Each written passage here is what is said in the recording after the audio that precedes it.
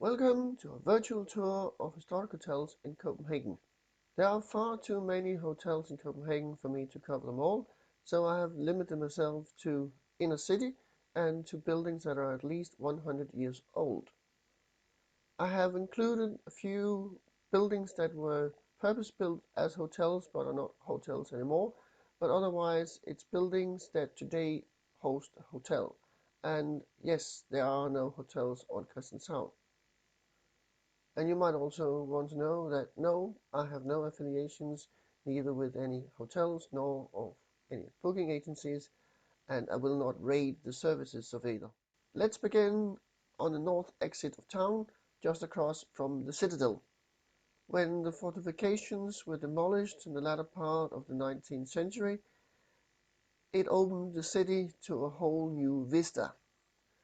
The Citadel survived and is still used by the military, but the glacis has been turned into a park. The building was designed by Johann Schröder and is very typical of the time.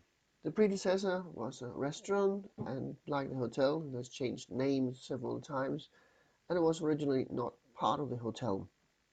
Let's stroll down to the northern toll booth and turn right along the quays.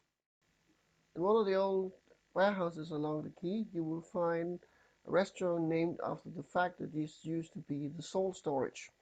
This, however, was not the original purpose, and originally it was actually two buildings that was later joined.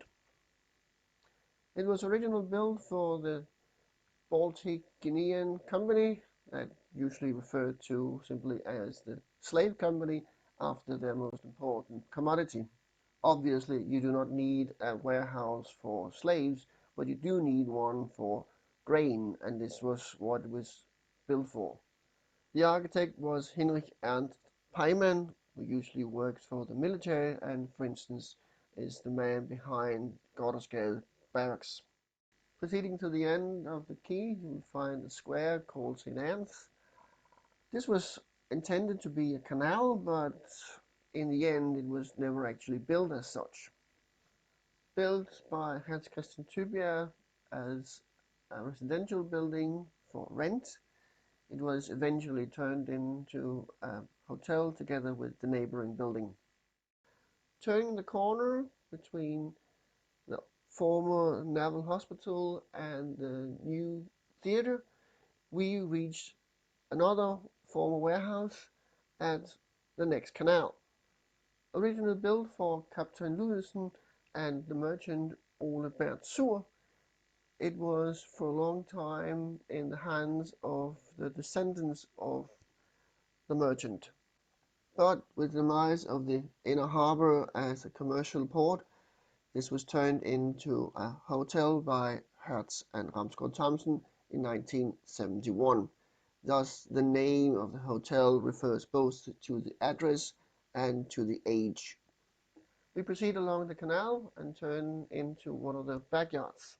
Locally being famous for being the birthplace of the great actor Paul Reumert, this was actually built as a timber yard. Very idyllic. This is one of the few surviving timber frame building in the town, because this area survived the big conflagrations and the big modernizations. Incidentally, the long-time professional partner of Paul Reumert, Clark Pontoppidan, used to live at the top floor of the building that now houses the Hotel St. Anne.